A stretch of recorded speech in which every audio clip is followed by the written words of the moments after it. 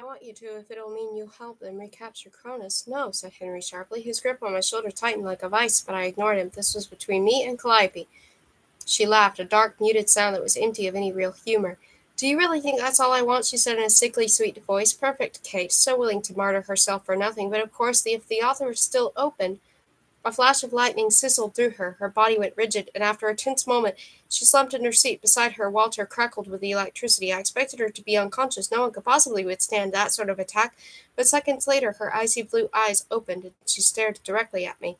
It was as if she could see every secret, every thought, every little piece of me that made me who I was, and her lips curled into a cruel smile. Kate, said Henry, we need to go now. The moment I broke eye contact, Calliope hissed. The sound of her voice slithered through the room, creeping under my skin and gluing me to the floor. You have my word, Kate Winters, she said, and a wisp of smoke escaped from her mouth. I will do to you what you have done to me, and I will take what you love most from you while you are helpless to stop me. A strange prickling heat filled me, and there was something menacing about it, as if it were a degree away from being sharp and unyielding pain. What? I started before I could say anything else. Henry stopped between us, and the feeling was gone as soon as it came. Get her to Theo, said Walter, and without giving me a choice, Henry pushed me out of the room and slammed the door behind him. Taking my arm, he hurried along the hallway, and I had to run to keep up. What's going on? I said, my heart pounding. What was that? I don't know, said Henry, and he swore. I'm sorry, Kate. I told Walter it was not a good idea, but he did not listen, and Philip took his side. It's not your fault, I frowned, and he rushed me wherever it was we were going. I took inventory. I didn't feel any different. She can't really kill me, right? We can't kill each other? She cannot kill you, but there are several things she can do to you to make you wish you were dead. That wasn't exactly reassuring. We turned a corner, and I sped up to match his stride. What can she do? I don't feel any different now. Nothing hurts. It may not be physical, said Henry. In many ways she is the most powerful of us all. Do not tell your mother or Sophia I said so, but my sisters are more powerful than my brothers. We have the advantage of brute force, but their abilities center around life itself. My mother loved nature, I knew that, and she had many uncanny ability to grow anything anywhere. It made sense for who she was, and if growing a tree in the middle of Manhattan counted as a power, it was a nice one to have. Why are you not telling me? I recognized where we were now. The hallway led into the antechamber and the throne room. It's no one thing, he said, holding the door open for me. Merely what she is capable of, why her gift is so important to capturing Cronus, and maybe why she was convinced that he will not harm her, is because she has the ability to control loyalty and commitment. She was Hera, I remembered. Hera was the goddess of marriage and women. If those were the things she could control, then do you think she did something to make me disloyal? I said. She could possibly make me cheat on Henry? Was that what she meant by saying she would take away what I loved the most? I don't know, said Henry grimly, ushering me into the throne room and through the aisle of pillars. There's a chance she did not have enough time to do whatever she wanted to do, but it will not hurt Jack. The good news is that she did not turn you into an animal. She does that all the time. She favors cows in particular. Well, that was a relief then. I didn't exactly like the idea of having an udder. He stopped at the end of the aisle. The other council members milled around, speaking in whispers saturated with worry, and only a few glanced their way. Theo, if you would. Theo broke from the crowd, letting Ella's hand go in the process. While I'd been in Eden, I hadn't realized how close they were, but now I rarely saw one without the other. No wonder Ella had been in such a terrible mood while she'd been with me and Calliope. Are you hurt? Said Theo to me, and I shook my head. Is it possible Calliope did something to her? Said Philip before I could explain. Would you mind looking her over? Theo gestured for me to sit near the nearby bench. I did so and waited as he held his hands out, and this time golden warmth washed over me. Several seconds passed, and finally Theo pulled away, a line forming between his eyebrows. There is some superficial damage from the cavern, but other than that, there's nothing else. She is fine. Are you certain? Said Henry, and Theo nodded. Henry turned away from me and gripped the back of the bench so hard the wood splintered beneath his fingers. That doesn't mean it was something mental, right? I said, my voice hitching with fear. Or am I going to go crazy? Henry didn't move. Beside me, Theo shuffled his feet. It is more likely that she simply didn't have time to finish, he said, eyeing Henry. There's nothing to worry about until something happens. And when it does, said Henry dangerously. Theo frowned, and Ella moved to his side to take his hand. He seemed to relax at her touch. Then we will deal with it the best we can. However, until we know there is a problem, there is nothing we can do about it. No, said Henry, I suppose there is not. Without warning, he stormed back toward the door. I scrambled to my feet and mumbled an apology. That I pushed past Theo and Ella, and I hurried after him. Henry, please wait for me. Before I could reach him, he slipped into the antechamber and slammed the door behind him. The murmuring in the throne room grew quiet, And once everyone realized what was going on, curious buzzing replaced their whispers, and I didn't stick around to hear it. I dashed into the hallway, but when I turned the corner, there was no sign of Henry in the long corridor. I spun around, wondering if I'd somehow missed him in the antechamber, but it was empty. He was gone. Chapter 15. The Weed and the Rose. I spent the afternoon searching the entire wing for Henry, but no one had seen him. Several of the doors were locked, and I made a point of avoiding the one Calliope was behind, but unless he was in there or had purposely locked the door behind him, he wasn't in the part of the palace I was familiar with. By the time I returned to the bedroom, I half expected to see him on the bed waiting for me. Instead, it was Pogo who greeted me with an excited yip and wagging tail. As terrible as I felt, I scooped my puppy up and cuddled him as he licked my cheek. It wasn't enough to completely chase away my fears and worries, but it was good enough to hold him at bay for now. I missed you, I said, giving him a good scratch behind the ears. My mother wasn't there anymore, undoubtedly having joined the others, and I sat cross-legged in the middle of the bed I was supposed to share with Henry. Wait until you hear about the month I've had. But before I could get another word in, a familiar sensation washed over me, and I once again plunged into darkness. This time, instead of reappearing in the cavern where Kronos worked to escape his prison, I found myself standing in the middle of a dimly lit room that stretched for 20 feet in either direction. On either side of the room, on one side of the room, was nothing but a continuous window that looked out across a vast cavern, and a fire crackled in a marble fireplace opposite the view. There were no curtains, and the sole piece of furniture was a white armchair. Henry sat in it, clutching the armrests so hard I feared they would break. Henry, I whispered, unsure if he could hear me or not. For a moment at the entrance to Tartarus, I thought he could, but now when I tried to brush my ghostly fingers against his, he didn't so much as blink. The door on the far side of the room opened and shut. Persephone padded across the marble floor, barefoot and wearing a simple cotton dress. In the soft light, she looked breathtakingly beautiful, and I bit my lip. With the possible exception of Ava, I'd never met anyone in my life who had the power to make me feel like a weed beside a rose.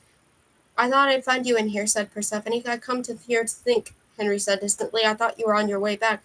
I decided to stick around for a little while. You lot need all the help you can get, especially you. She took Henry's hand, the same one I tried to touch moments before. Mother told me what happened. Kate is looking all over for you. Henry shrugged and didn't pull away.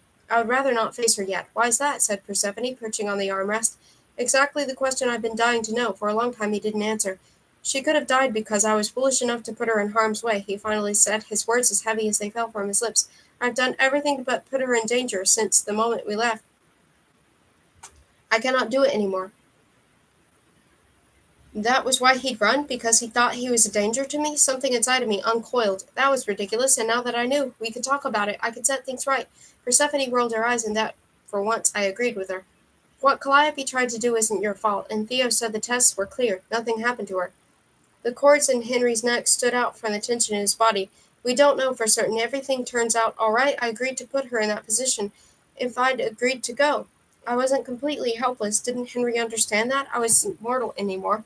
Calliope couldn't kill me, and eventually he had to acknowledge that I wasn't going to break if someone breathed wrong around me. Persephone ran her fingers through Henry's dark hair, and a lump formed in my throat. I didn't want to be there watching this, but I couldn't look away, and I had no idea how to get back to my body. Seeing them act so close despite being separated for 1,000 years, I ached. It was as if Persephone had never left, and Henry was simply confiding in his wife about something that had happened during the day. That was supposed to be my job, but I couldn't do it while he was hiding from me. My sister knew him well enough not to need to search for hours in the wrong places, though. She's been through much worse over the past few weeks, said Persephone. Your new girl's tough, isn't she? Yes, said Henry. When she decides to do something, it is impossible to change her mind. Consequences be. Persephone snorted. Sounds like someone else I know. She loves you, you know, more than I ever did. Pain flickered across Henry's face, but it was gone as soon as it came. She does not know me. When she learns who I really am, she will go. Just like me? He stared silently out of the window. Persephone slid off the armrest into his lap, and she looped her arms around his neck as if she'd never left him. My throat tightened, and I dug my nails into my palms. I didn't want to be here. I didn't want to see this. I didn't care how little Persephone loved him, and it didn't matter what my mother or James or Ava said. Henry was still in love with her, and he would always choose her over me. When he embraced her in return, I saw bubbled up inside of me, and I turned towards the window. Even then I could see their reflection. As I tried as I might, I couldn't look away. This was it. Our relationship, our marriage, was dying before he so much as given it a chance. Sometimes I wonder what things would have been like if I'd stayed, she said. How our life together would have been different if we'd taken our time instead of jumping into things. Happier, said Henry quietly. Fool. Maybe, she whispered. Maybe not. They were both silent for the space of several heartbeats, and when Persephone spoke again, she leaned in toward him until her lips were inches from his. I closed my eyes. You deserve someone who matches you, she said. What happened between us wasn't your fault. We're two different people, and no matter how strongly you convinced yourself that I'm your one and only, it means nothing when you're not mine. I held my breath. She was doing this on purpose. She was ripping him apart. So why? So he wouldn't be hung up on her anymore to make room for me? His heart was broken enough as it was. How was I supposed to find all the pieces and put them back together if she shattered it? Stop, I begged, knowing it was useless. Didn't she know what she was doing to him? Of course she did. I'd known Henry for a year, and it was excruciatingly obvious to me. She'd known him for eons. Are you truly happy with Adonis?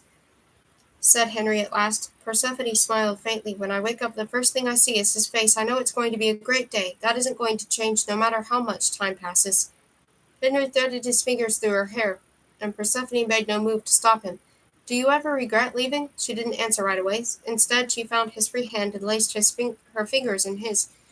Sometimes. I miss the sun, the real thing, not the one in my afterlife. I miss my mother. I miss our family. I miss the seasons. I miss change. She pressed her lips to his knuckles. Sometimes I even miss you. Adonis is lucky. He's like every other soul. He doesn't fully realize what's going on in the world around him is fake. I do, and sometimes that's enough to make a difference. Henry stroked her cheek with the back of his hand, and his eyes shifted from the window to her. He looked at her the way he'd looked at me the night we'd slept together, and my chest ached. Why couldn't I wake up? You could come back. Persephone gave him a sad smile. What about Kate? You wouldn't do that to her. I know you better than that. You might have her fooled, but I can tell you how you feel about her. Henry was silent, and my heart beat so hard that I thought it might explode. Would he? Was he asking her to return as his queen or as his wife? Could she even do that? Dizzy, I leaned against the window and wished with every fiber of my being that the glass would disappear and let me fall. At least then I wouldn't have to hear this. I thought about leaving through the door, but if I couldn't go through the window, I wouldn't be able to walk through that either. Kate is many things to me, Henry said finally, but she is not you. I sank to the floor and hugged my knees. I'd done so well, fooling myself, that this might work, that with time and a little effort everything would be okay, but it couldn't be. Would he have said those things if he'd known there was a chance I might be listening? Of course not. He wasn't cruel, but I'd heard them anyway. Hades. Persephone leaned forward and closed the gap between them, touching her lips to his. My stomach lurched, and I hid my face in my hands. This couldn't be happening. This was a nightmare. Not the real thing. I'd fallen asleep without remembering, that was all. I would wake up soon, and when I did, Henry would be watching me sleep, and he would apologize for storming off. We would talk, and he would kiss me, and everything would be all right again. I didn't know how long it lasted. I didn't want to know, and by the time Persephone spoke again, I was all but tearing my hair out. Why couldn't I go back? What part of me wanted to see this so badly that I was willing to put myself through this kind of agony? The thing is, I'm not me either, she said softly. I'm not the person you love. That person never existed. And turning me into her in your mind, it's destroying you. We had one good day together, and the rest of it was awful. I was miserable, and by the time I knew I didn't want to be married to you anymore, you'd convinced yourself that you were in love with me. But you never were. You fell in love with the person who never existed. Tears splashed on the knees of my jeans. In a fit of desperation, I pinched the inside of my elbow hard, but felt no pain. I was stuck. Tell me, said Persephone, was that the kind of kiss you'd spent the past 1,000 years imagining? Did your heart stop? Did the room spin, and did everything else fade away? In the time it took for Henry to respond, I stopped breathing and lifted my head. Persephone was still in his lap, and they watched each other with such intensity that I expected him to kiss her again, but then I saw it. There was a distance between them now, as if she were pulling away, as if he were holding her at arm's length. As the seconds ticked by, a sliver of hope lodged itself inside of me, and I stood shakily to move closer so there would be no chance of me missing what he would say. Except, as I stepped forward, he leaned forward toward her again, and she didn't stop him. My breath caught in my throat as the world dissolved around me. Once more, and Henry and Persephone disappeared. I spent the rest of the night crying in bed with Pogo curled up at my side. Every half hour or so he would wake up long enough to lick my cheeks before falling back asleep. I wasn't so lucky. Whatever lesson Persephone tried to teach Henry backfired, and even if she left the palace now, that wouldn't change the fact that Henry would always love her more. I wanted to hate her for what she'd done, but she hadn't been the one to burst into our marriage. I was the one who'd sought her out, and I'd convinced her to re-enter her old life, despite knowing full well the consequences of Henry seeing her again might be. All she'd done was try to discourage his feelings in a twisted way that had failed so miserably, but she had tried, and now I lost him completely. The sound of the bedroom door opening woke me up from a light doze. Pogo stretched, and when I sat up, he flopped down in my lap, belly up, apparently unwilling to let me go anywhere without him again.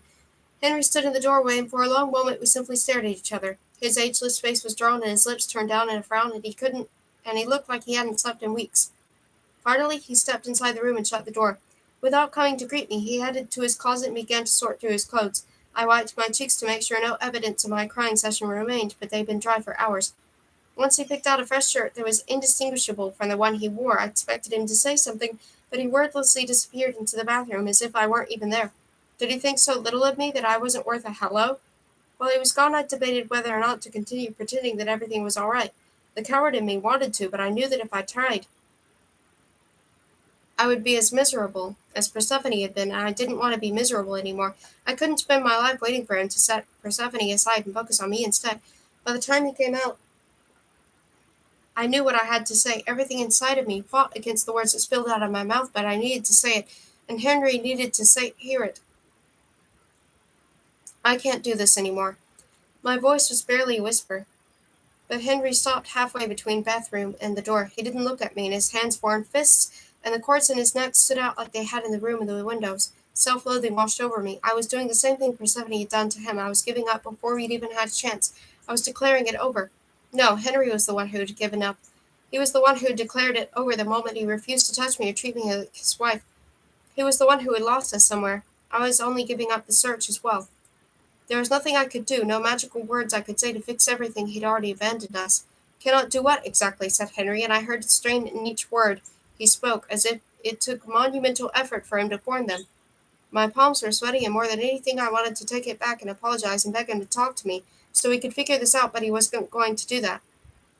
Even if he did, tomorrow things would go back to this, and neither of us would ever be happy again. I couldn't do that to him. I couldn't do that to me. This, I said softly, us, last year before we were married, I thought now would be perfect, and that I would be happier than I'd ever been in my life, getting to be with you, getting to love you for the rest of eternity, but no matter how much I want to love you, you won't let me, and I can't do this anymore. Henry didn't move. I wanted him to come over to the bed to take my hand and tell me he was sorry, that he'd try harder, but he didn't. He stared at the door instead. May I ask what precipitated this decision? There it was, the elephant in the room, the thing I wasn't supposed to see, the thing that changed everything. You kissed Persephone. At once several emotions passed over his face. Shock, shame, humiliation, anger, pain, relief, yes, relief as well. I did not expect her to tell you I'm sorry. Dead silence. Out of all the things I thought he might say, that had never crossed my mind. That's your response? I blurted. That you're sorry? I found out. Persephone didn't tell me, Henry. It was a so-called gift. I was in the room with you. I saw every second of it. I heard every single word you said to her. I watched you do it. I blinked rapidly to stop myself from tearing up again, but I was fighting a losing battle. He didn't care. He wasn't even going to pretend he'd done something wrong. You know what James told me at the end of summer? He said I had a choice, and he was the only one who was going to tell me about it, because everyone else was so concerned with your happiness that they didn't give about mine. I told him I'd already made a choice when I married you, but you kept insisting I wait. I didn't understand what he meant, but now I do. James, his name was twisted and ugly on Henry's lips. Yes, of course he would fool you into second-guessing yourself, for purely selfless reasons, I am certain. I'm not second-guessing myself, I snapped. I'm second-guessing you. I've given you every chance in the world to show me that you want me here, and you've given me nothing. You run off whenever you think you're going to be in the same room alone with me for more than 2 minutes at a time. You don't touch me, you barely talk to me, you haven't so much as kissed me since I got here, let alone treat me like a wife, like your equal. James warned me that you'd do something like this, and I was stupid enough to insist he was wrong. Throwing James in his face again and again was cruel, but I couldn't stop myself. Out of all the people in my life besides my mother, Henry was the one who was supposed to understand and know me best, not James. Then perhaps I should leave you and James be, said Henry, and the thunder in his voice gave me goosebumps. Is that what you want, Kate? My permission to be with him? You have it, for spring and summer. You may do whatever you wish with whomever you wish. And what about fall and winter? Am I supposed to sit pretty and wait for the day you decide to love me? I do love you. Then show me. I am trying, he said sharply. My apologies, if it is not good enough for you. I rolled my eyes. Doing nothing is never going to be good enough, Henry. Right now, from where I'm sitting, it looks like the last thing you want to be is my husband. You can say you love me all you want, but if you only ever act like the opposite is true, then I can't trust your words anymore. My voice cracked. Is this what it's going to be like forever? Tell me now. Save the misery. If you're never going to look at me the way you look at Persephone, I cannot simply stop feeling something for her, said Henry through clenched teeth. She was part of my life for a very long time. I know. I know you love her. I'm not asking you to forget she ever existed. I'm asking you to put her in the past where she belongs and live your future with me, not a ghost. Henry's throat constricted. That is what I am trying to do. But you're not. I ran my fingers through my hair, frustration building up inside of me. Henry, you kissed her. She kissed me. It doesn't matter. I slammed my hand down on the mattress, and Pogo scurried underneath my pillow. Don't you get that? You wanted it. You enjoyed it. You wanted more once it was over. And everything she was trying to show you, she doesn't love you anymore. Don't you get that? I do. I love you and you're going to lose me because you're too afraid or too uninterested or I don't know. I don't know why you won't let me love you the way I want to. I waited for Henry to say something, anything to help me understand, but he was silent. Wildly, I searched through every excuse I'd made for him since arriving, every possibility that had occurred to me. Anything that would explain the man I'd loved turning into a stranger. The thing he'd said to Persephone, the reason he'd bolted from the throne room that afternoon. Is it because you think Calliope's going to kill me the moment you let yourself feel something real for me? Because I'm immortal now, Henry. She can't kill me anymore. Cronus can. The words came out so choked that I hardly understood them, but there it was, his excuse. I softened. Cronus didn't. I slid to the edge of the bed, close enough for him to reach me. In 2 steps would he stayed put. He hunted us down, and when he had the chance to kill me, he didn't. Finally Henry looked at me, his eyes glittering with confusion, but I kept going. If I let him change the subject, I would never be able to finish this. You don't need to spend every waking moment protecting me now. I'm supposed to be your partner, you're not your burden. And if that's all I'm ever going to be to you, then I don't want to be here anymore. I want you to love me. I want to look forward to coming here every fall. I want winter to be my favorite season because I get to spend it with you. So tell me what's going to happen, Henry. Tell me things are going to be better, that you're not going to think of Persephone every time you touch me. Tell me that you're going to love me as much as you love her, and that I won't spend the rest of eternity paling in comparison to your memories of my sister. Silence. Please, I whispered. I'm begging you. If you don't, I'm going to leave, and I don't mean for the summer. I'm going to leave the underworld, and I won't come back. He flinched, and I instantly knew I'd said the wrong words, but I couldn't take them back now. Perhaps that is best, he said. You will be safer on the surface, and the others can protect you. I don't need protecting. I was crying in earnest now, and my throat was thick and my voice strangled, but I kept going. I need to know I'm not going to be miserable for the rest of my life. I should not be your only source of happiness, said Henry stiffly. If that is so, it isn't. You're not. I have my mother and Ava and James, he finished for me, and I wanted to tell him he was wrong, but I didn't want to lie to him. James was my best friend. Yes, I am aware. I will not give you an excuse to leave if you wish to do so. Then there is the door. I am sure James will be happy to have you all to himself. Now, if you will excuse me, I have preparations to make. I opened my mouth to tell him where he could shove his assumptions, but his last words caught me off guard. Preparations for what? What's so important that you have to leave when we're in the middle of this? My apologies, he said coolly. I thought you had already made your decision to abandon me. I snatched a pillow from behind me and hurled it at him. Without moving an inch, he deflected it before it was halfway to him. You're a jerk, I snapped. If this is how you treated Persephone, then you know what? I don't blame her for leaving you. In fact, she was an idiot for waiting for so long. Unspeakable agony flashed across Henry's face, and I clapped my hand over my mouth the moment I realized what I'd said. Oh, God, I'm sorry, I didn't. Yes, you did, he said. You meant every word. I buried my face in my hands and stifled a hiccuping sob. My lungs burned, and all I wanted to do was curl up on the bed and cry, but I couldn't. Not when Henry was here. Not when he was finally talking to me. I hate this, I whispered. I hate fighting with you. I'm not asking for the moon and stars, I promise. I just want you to love me, to want me, to spend time with me, to talk to me, and you expect to achieve that by behaving like this? He said. You believe that saying such things to me will somehow make me forget the eons I have already lived? As opposed to what? Not saying anything at all? I've tried giving you time. I've tried risking my life to save yours. I've tried everything I can think of, but you won't even talk to me. Henry. I looked up at the sound of Walter's voice. He stuck his head in the door, and as he focused on Henry, he pointedly ignored me. I wasn't sure whether to be grateful or offended. We are about to begin, he said, and Henry nodded tersely. As soon as the door shut, Henry released a breath as if he'd been holding it for centuries. We may continue this later if you wish, but I must go now. We are planning for the battle. He hesitated. Titans are the strongest on the solstices, and we expect Cronus will escape completely sometime in late December, so there is not much time. I closed my eyes. If I hadn't been stupid enough to sneak into the cavern, Persephone would have handled things. None of this would have been happening. Would you mind if I took a day or two before I left? I want to say goodbye to everyone. At first Henry said nothing, but finally he nodded. Take as long as you need. He was halfway out the door when I blurted, Can I visit you sometime? In the moment it took him to turn to face me again, I thought I saw a hint of a smile, but it was gone before I could be sure. Whatever happens between us, Kate, I will always want to be your friend. He paused. It is more than I have had before. More than what Persephone had given him. That brought me a small amount of comfort, though the distance in his voice kept me from smiling. I'll come to see you sometime. Then I will do what I can to ensure that you will not come back to an empty palace. What? He thought he wasn't coming back? Or was he going to fade? Die in battle with Cronus? Did it even matter? Henry, what are you? Before I could finish, thunder rumbled in the room. Henry blinked out of sight, leaving me alone with fear and questions and no answers. I hurried to the door and threw it open, hoping in vain he'd be there, but I was alone. It was over.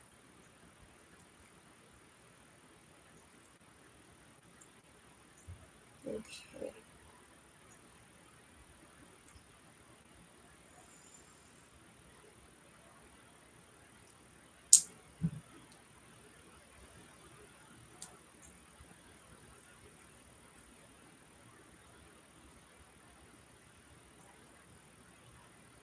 Chapter 16. Battlefield. Henry didn't come back after the meeting ended. I stayed in our bedroom all day as I waited for him, preparing what I was going to say over and over again in my head, but nothing sounded right.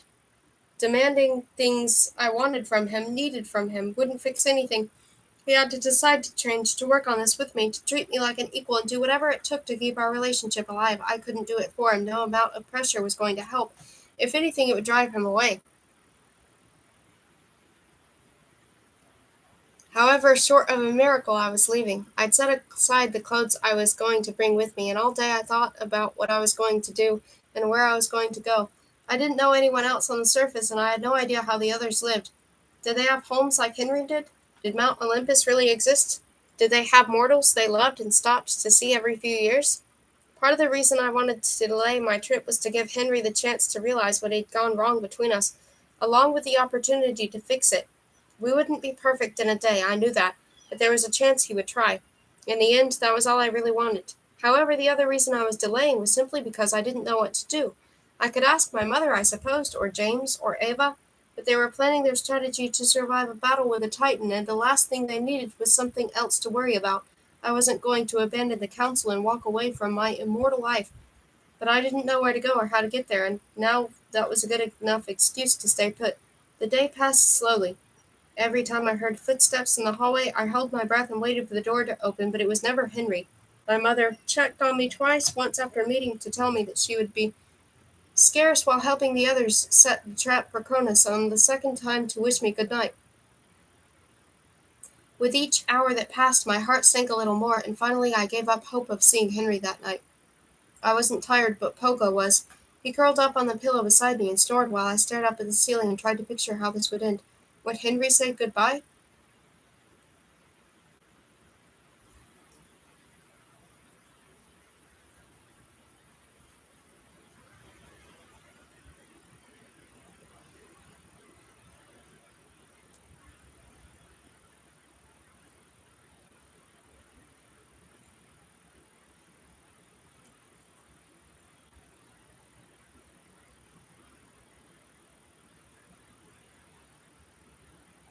Would he really want me to visit him?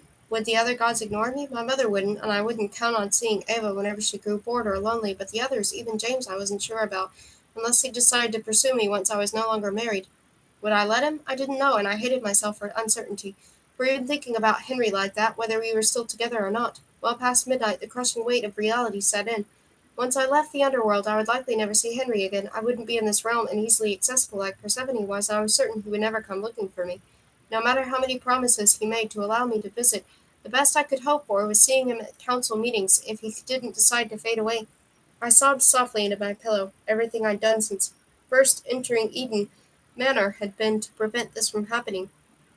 I'd done everything I could to save my mother and Ava from death before I'd known they were goddesses, but while I'd failed them both, I hadn't failed Henry. He still existed because of me, because I loved him, because I'd married him and agreed to rule the underworld with him, and now I was taking that away from him. I wanted to stay. He needed me to stay. But I couldn't live like this anymore. He had to understand he wanted to fade when Persephone had left him. He'd only stayed after the 11th girl had died because the council had asked him for one more try. But he wasn't asking me. He told me to go, and so I would. In the middle of the night, I heard another set of footsteps, and this time there was no knock before the door opened and closed. I pushed myself up on my elbows and squinted through the darkness. Henry, I said, stunned. He'd come back half a day after he'd said he would, but I wasn't going to be picky. He removed his shoes and set them in his closet. I'm sorry for disturbing you. Go back to sleep. I couldn't very well go back to sleep when I hadn't been sleeping in the first place, but I bit my tongue and watched, certain he'd leave for another bedroom once he was done. He changed into silk pajama pants and as he walked around the bed to his side, my heart hammered. He was going to sleep in here after all. Is it too warm? He said as he settled in. You are not underneath the sheets. He seemed to be keeping as much distance between us as possible in the massive bed. Whether it was because he didn't want to be near me or because he wanted to give me space, I didn't know. I wasn't sleeping, I said. Is everything with the council okay? As good as things can be at this stage. We have all decided that our rules will be, and we have set a timetable from now until the winter solstice. It was still nearly 2 months away, but with all the preparation they had to do, what if it wasn't enough time? Long did it take to build a trap that would hold a titan? Was there anything I could do to help? I thought you were leaving. If there's something I can do around here, then I don't have to go right away. There is something. He turned on his side, facing away from me. Stay out of trouble. Let me know if anything suspicious happens, and do not visit Calliope. Other than that, if there is anything specific, I will be sure to let you know. I sank down on the bed until my head touched the pillow. I didn't bother getting under the blankets. All right, I said, trying to hide my disappointment. Was that all I was to him now? A burden to be closely watched so I didn't get myself into more trouble? Then it'll make no difference to you if I leave sooner rather than later. He was silent. The minutes ticked by, and I stared into the darkness, searching for something to say to him. Anything that would help him understand I wanted to stay, but not like this, not when he didn't want me here. James and I were never together, I said quietly. Whatever you think happened in Greece, it didn't. We went as friends, and that's all we were. I waited for you to show up. I looked for you everywhere we went because I was so sure you'd surprise me, and when you didn't, it hurt. It was like you didn't want to see me at all. I reached for his hand, but at the last second I pulled back. I couldn't handle his physical rejection on top of everything else now. I'm not leaving you for him. I'm not leaving you for anybody, and I never would have gone looking for something better. You are my something better, and I wish I was yours too. Resounding the silence filled the room. My heart raced as I waited for him to say something, anything in return. But when he didn't so much as look at me, disappointment crushed any hope I had left. I turned away from him and buried my face in the pillow. Struggled to convincing myself that he was tired and had fallen asleep before I'd said a word. I'd waited too long to start, and I couldn't blame him for that. I would have had to make an effort to repeat it in the morning, and if that failed, then at least I would leave knowing I had done everything I could.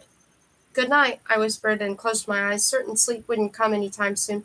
Even if it did, all my dreams would be nightmares filled with Calliope and the moment Persephone had kissed Henry, and nothing was worth reliving that. I'd wait until I was so exhausted that I wouldn't dream at all. Without the blankets, the room was cold and I shivered. The mattress shifted under me, and Henry wrapped his arm around me and pressed his chest against my back. He was warm. His hands searched until he found mine. Please don't leave, he said, and his lips brushed my neck. I trembled again, but this time for an entirely different reason. For the rest of the night, neither of us said another word. I stayed. As the weeks passed, we didn't talk about anything I'd said to Henry or anything he'd said to me. Sometimes he didn't come back at night, but those were the days when he would reappear exhausted the next morning, and I let myself assume that he was working. We acted friendly toward one another during the few minutes a day we saw each other, but that was all we were. At night, I waited for him before I went to bed, and when he crawled in, he embraced me without a word. He never kissed me, and he never apologized, but he wanted me to stay, and that was enough for now. I made myself scarce as the others prepared for war. I explored the palace, finding each room more or less exactly where it had been in Eden, which made things both easy and dull. One day I attempted to figure out how many rooms there were, but after losing count twice, I stopped. Sometimes James or Ava found me, and we would spend the day together talking about nothing in particular and pretending they didn't look terrible. The upcoming battle was already taking its toll on everyone, but whenever I brought it up, they assured me that they'd been through worse. I avoided Persephone like the plague, and I didn't bother to hide it. Whenever she entered a room, I walked out, usually with a ready-made excuse. On the few occasions I was forced to be near her without escape, I kept my head down and stayed quiet, and she never said a word to me. If she felt guilty or if she thought she'd done the right thing, I didn't want to hear about it. Despite how useless I felt, I did get some satisfaction in knowing that at least I wasn't burdening anyone. I read, explored, and kept my word to Henry. I also spent countless hours struggling to harness my ability. Twice I managed flashes, but it was never in the right place. When I wanted to go to Cronus's cavern, I wound up at Persephone's cottage, where Adonis tended the flowers as he waited for her to return. And when I wanted to see what was going on in the meeting, I wound up in the room full of windows again, the one where Henry had kissed Persephone, or Persephone had kissed Henry, it didn't matter. Other than that, I had no success. Whatever step I was missing, I couldn't figure it out, and despite my mother's insistence that I would get it eventually, I felt like a failure. No wonder the others didn't want me helping out in battle. I wouldn't want to help either. I wouldn't want me to help either. The closer we got to the winter solstice, the more anxious I became, whether or not anyone was saying it aloud. All of these preparations were my fault. I'd put Henry in a position where he'd been forced to open the gate. If anything happened to them, it would be on me, and I couldn't bear that guilt. Ingrid was the only other thing that Henry and I fought about. He didn't want me to go anywhere near Cronus's prison, and I insisted on keeping my promise to see her. Finally, we compromised, and Henry brought Ingrid to the palace for an afternoon the week before the solstice. While the others were in the midst of preparing, Ingrid and I wandered through the jeweled gardens which extended to the edge of the black river that ran through the stone walls on either end of the monstrous cavern. The river Styx. I was so close to living here forever, said Ingrid with a sigh, and we made ourselves comfortable under a golden tree with rubies the size of apples hanging from its branches. You're so lucky. I wouldn't call it luck, I said, digging my toes into the black sand. More like nepotism. She laughed, and as she settled beside the trunk of the golden tree, I picked one of the rubies and sniffed it. Nothing. If Henry could create these beautiful jewels, why couldn't he at least give them the illusion of having a scent? I kept the flowers he'd left for me in the underworld in a crystal bowl in the middle of the closet, and even after all this time, they still smelled like candy. Then again, they were real, sort of. I hesitated. What would you have done if Henry never loved you as much as you wanted him to? We can't choose how much someone loves us, said Ingrid as she dipped a toe in the river and shivered. He picked me for the test because he thought he'd come to love me like that in time. He wouldn't have picked you if he didn't think the same, you know. It doesn't feel that way, I mumbled, and when Ingrid pressed me, I told her everything that had happened since we'd returned from Cronus's cavern. The fight we'd had, what he'd said to me, how he told me to leave, and then changed his mind when he found out that James and I hadn't done anything after all. How we'd been cordial since then, but hardly husband and wife. How afraid I was that we never would be. By the time I was done, Ingrid had her arm around me, and I stared at the jewel in my hand as if it held the answers to every question I'd ever had. I met Henry when I was 7, she said as she toyed with a lock of my hair. It was the early 20th century, and my parents were German immigrants. We didn't have any other family in America, so after they died, I lived in an orphanage in New York City. I grew up in New York, too, I said faintly, and Ingrid smiled. I think Henry has a weakness for New Yorkers, he said. She said. And girls without much family. I think he feels like it'd be easier for us to love him if we're already lonely. I shook my head. She was right, of course, but that didn't make it any easier to remember how much Henry hated himself. I could have had a huge family back in the city and loved him all the same. Try telling him that, said Ingrid wryly. He's always been that way, you know, convinced he isn't worthy of being loved even though I grew up with him. We used to take walks together. He isn't in this form. I mean, he looked like a boy around my age, and for a long time I thought he was. He was my best friend. We used to wander the streets together, and we'd talk about everything, steal apples from the merchants, and get into so much trouble. The skin around her eyes wrinkled with happiness. He made my miserable life worthwhile. He told me who he really was the day I left the orphanage, and he took me to his home in the forest. It was beautiful. You've been there? I nodded. Eden Manor. It was the first real home I'd had since my parents died. Ingrid took my hand and threaded her slim fingers through mine. Her bones felt brittle like a bird's, as if squeezing too hard would break them. He told me about Persephone, and he told me that while she was his past, he wanted me to be his future. She shook her head. It's such a ridiculous thing to remember, but I do, and every time he comes to visit me, I think about that and how he wasn't just saying it because he thought I needed to hear it. He loved all of us in his own way, Kate. Me and the others who died. You. But look at how many of us he's lost. Look at what he went through with Persephone. He thinks he's responsible for all of it, you know, and that guilt isn't going to go away overnight. Can you blame him for holding back? I swallowed. No, I couldn't. And I'd had no idea I'd loved the other girls like he claimed to love me. All of that loss, everything I'd gone through with my mother a dozen times over, but Henry didn't have cancer to blame. You should have passed, I said softly. It sounds like you two would have been really happy together. Probably, Ingrid's smile faded as she focused on the running water, but I didn't, and there's no going back now. I want him to be happy, Kate. Me too, I mumbled. I'm trying, I really am, but it feels like he doesn't want me. He's hurting. Henry's never been very good with expressing his emotions, and sometimes that takes patience. Not that I think you don't have patience, she said quickly, only that he takes more than the usual amount. I'm staying, I said, for now at least, but I don't know what else to do. I don't know how to fix this. What if it doesn't need fixing? Ingrid focused on me, her green eyes wide. What if it's already perfect underneath the surface and the surface isn't what's getting in the way? I blinked. I don't understand. You think the problem is that Henry doesn't love you, said Ingrid, and I shrugged. But I'm telling you, everyone's told you that he does. So you have two choices. Either accept that you're wrong and let Henry love you in his own way, or force both of you to be miserable until you realize he loves you anyway. I snorted. That doesn't sound like much of a choice. Of course it is. You can choose to be happy, or you can choose to be miserable, and that's completely within your power. Henry doesn't have to do a thing. And what if you're wrong? I said. Or what if you're overestimating how he feels? Then you'll give Henry the chance to really fall in love with you, Ingrid beamed. That'd be fun too, wouldn't it? I ran my fingertips across the cold surface of the ruby. It was even shaped like an apple. He's busy with the battle, they all are. Not for much longer, though. And you can either make excuses or you can suck it up and see things from his perspective. And you'll both be happier for it. You don't have to do anything differently. Just think about what he's going through and you be yourself and let both of you have the chance to be happy. Everything else will fall into place. I was silent.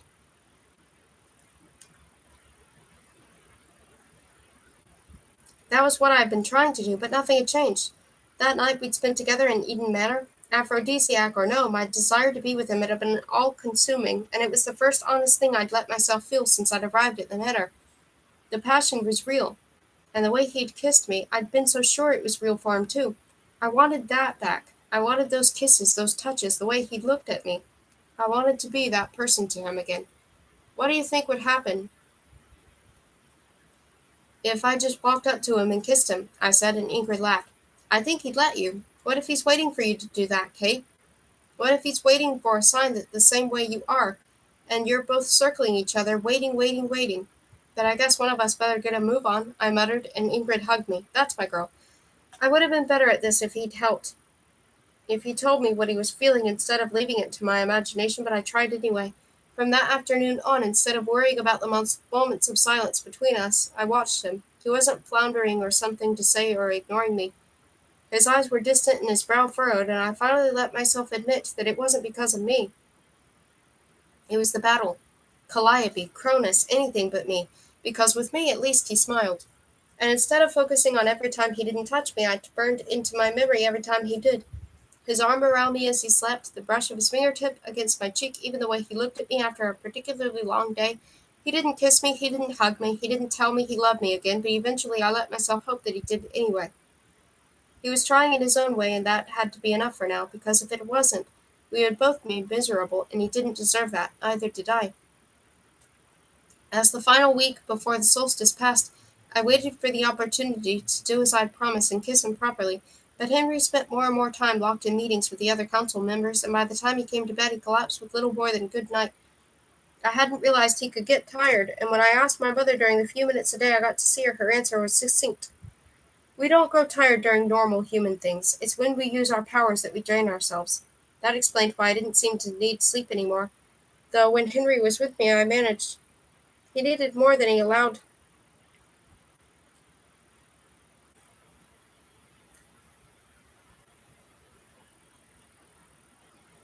Sorry, I have to do something.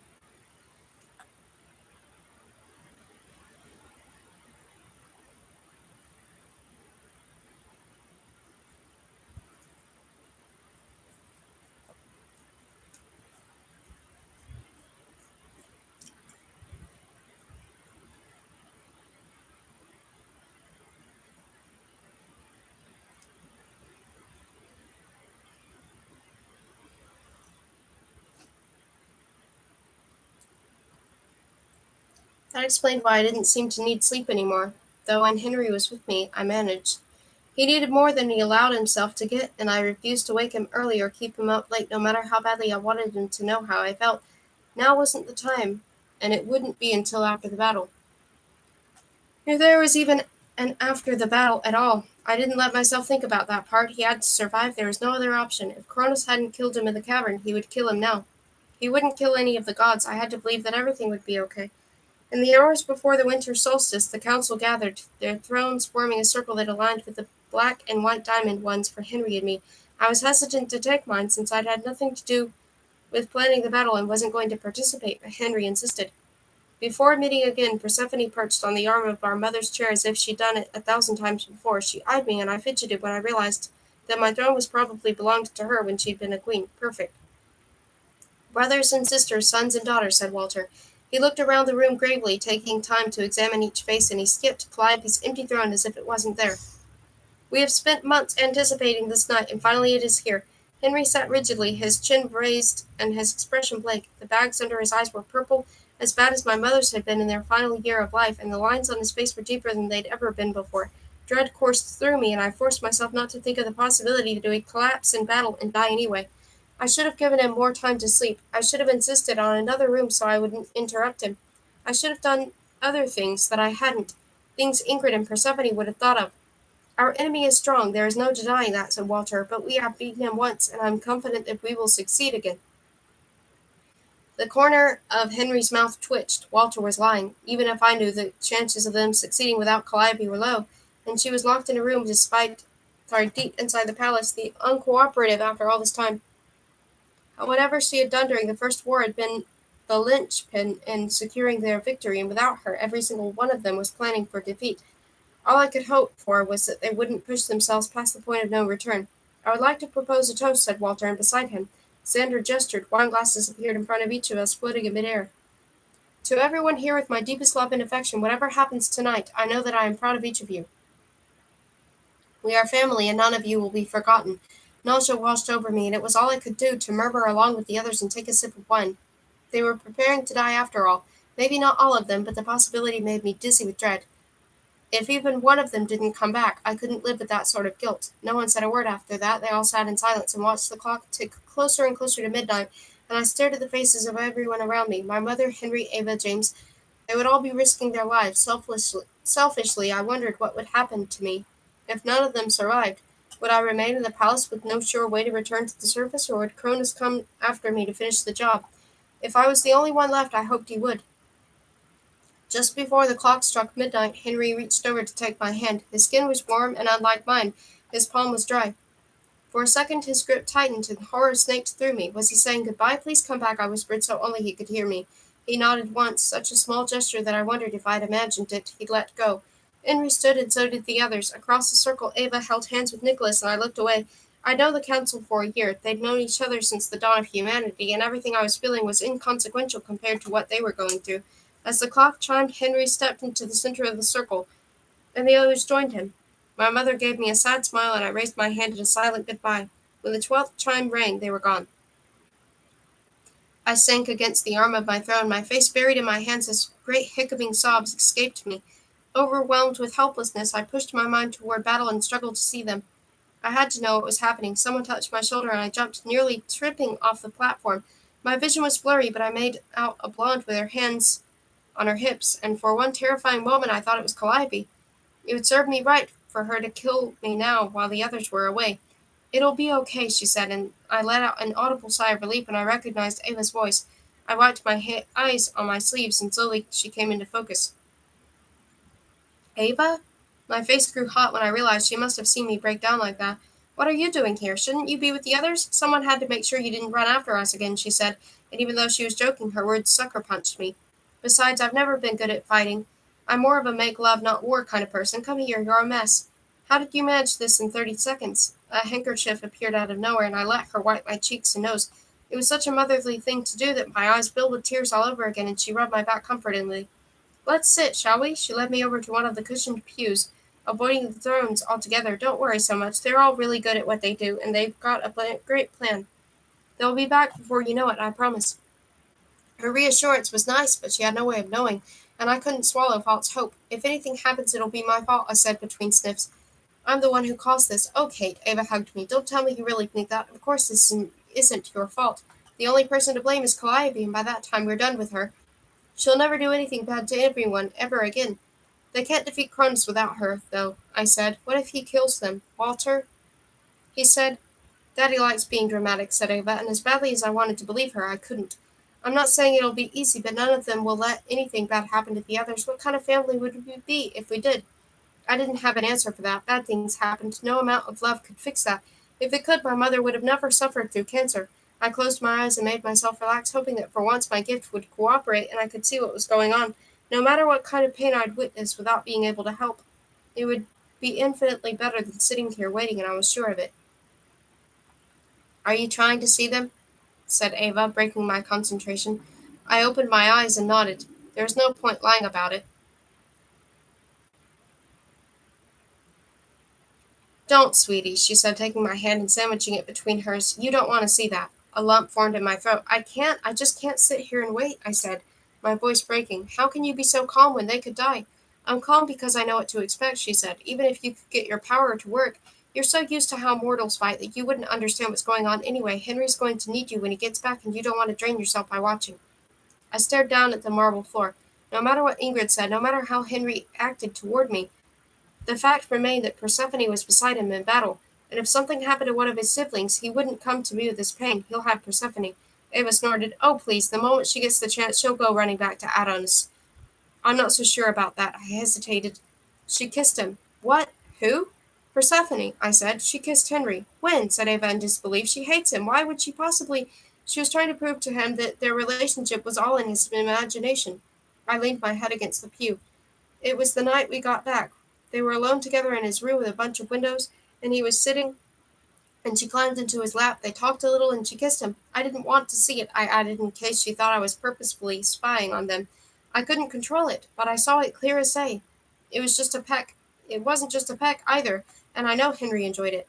Yeah, he probably did, said Ava, and she must have realized how completely unhelpful that was, because she quickly added, have things been better between you? I mean, how often are you two knocking boots? I frowned. What? You mean never? We haven't. Not at all. Not since that one time. How can you even? I stopped. Of course you would ask that sort of thing. She was Ava. He holds me at night, I guess, but we haven't even so much as kissed. Ava's jaw dropped open. Are you serious? My God, Kate, why didn't you come to me sooner? I tried to tell you, I said, bewildered. How had this suddenly come my fault? What would you have done anyway? Forced him to want me? I don't want it to happen that way, Ava. She rolled her eyes. Honestly, you think I'd do that? That's not what love's about, Kate. But I could have given him a nudge in the right direction without using my powers, she added when I glared at her. Someday you'll learn to trust me. Now that hag won't hang around forever, and what are you going to do when she's out of the way? I didn't like Persephone, but she was still my sister, and Ava's attitude toward her grated at me. Why do you hate each other? I said. I get that you liked Adonis too. But don't you have enough toys? You've seen Adonis, said Ava with a cheeky little smile. Would you call him just another toy? No, but exactly. I saw him first and she stole him from me, plain and simple. You can even ask Daddy. I don't want to ask Walter, I said sharply. Shouldn't Adonis get a say in this? Ava stuck her lower lip out in a pout. He wanted both of us. That's why Persephone gave up her immortality, you know. She wanted to have him in the underworld all to herself instead of having to share him with me. And all the while Henry had had to watch as his wife fought Ava for the right to be with a mortal. Persephone had done the right thing leaving him, but for Henry's sake I wished she'd left him before fooling around behind his back or in front of it. I don't know what I'm going to do when she's gone, I said, but as long as he wants me to stay, and as long as he's working on making us better, I'm not going to abandon him like she did. I know you won't, said Ava, leaning her head on my shoulder. That's part of the reason we chose you, you know. Well, that's about the only thing I have going for me. I'm useless. You've been immortal for 9 months. Give yourself some time before you decide you were wrong. We weren't, by the way, she added, just in case you decide to challenge that. I hesitated. I hadn't told anyone else, not even my mother, but I needed to tell Ava. If she really could help, then she had to know everything. I was going to leave him. Ava was silent, and when she finally spoke, she all but whispered, I know, I'm glad you didn't. I stared at her. You know? How? Henry told us, she said, right after you said you would. I hid my face in my hands, forcing myself to breathe steadily. Of course everyone knew. None of them could keep a secret to save their lives. No one tried to talk me out of it. Did you speak with Henry? Is that why I swallowed, my throat raw from my sobs. That's why he asked me to stay, isn't it? Of course not, said Ava. Kate, stop doing this to yourself. None of us said anything to Henry, and none of us talked to you about it because James insisted it was your choice. A knot formed in my throat, and I forced myself to speak around it. That night when Henry came back, I told him James and I weren't together, and then he asked me to stay. Really? Said Ava, brightening. Well, that's that, isn't it? What's that? She sighed. You're adorable. Clueless but adorable. Henry thought you wanted to be with James because you spent your summer with him. So he was giving you the chance to go. I'd known that, or at least I'd suspected it, but that didn't make it any easier to hear, though. But I don't want to be with James.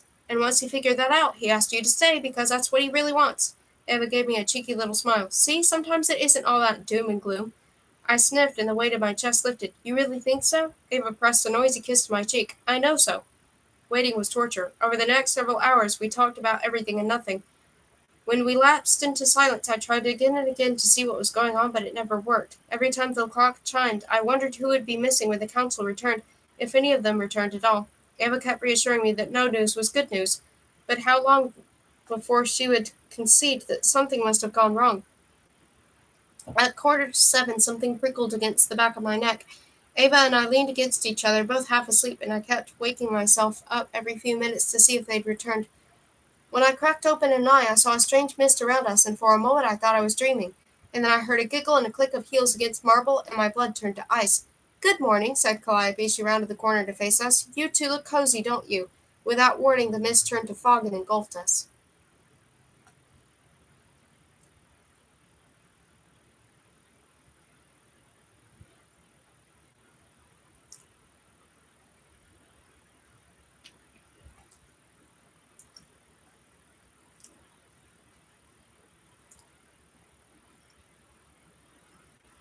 Chapter 17. Ash and Blood. I opened my mouth to scream, but nothing came out. "Oh, stop it," Calliope's voice whispered through the fog, echoing all around me. "There's no one here to help you anyway." I reached out for Ava, but she was gone. "What did you do with her?" I said, stumbling to my feet. My knees buckled, but I refused to give Calliope the satisfaction of seeing me fall. "You'll have her back soon enough," she said as she appeared out of the fog in front of me. "I told you Cronus would free me. Don't you love it when everything works out in the end?" Malevolent heat spread through me, the same I felt when facing Calliope after the brothers had captured her. "What do you want?" I growled, clawing at my abdomen. What was she doing to me? There had to be a way to stop it. "I already told you what I want," she said. "I'm going to hurt you the same way you hurt me. I'm going to take what you love most from you, and you'll be helpless to stop me."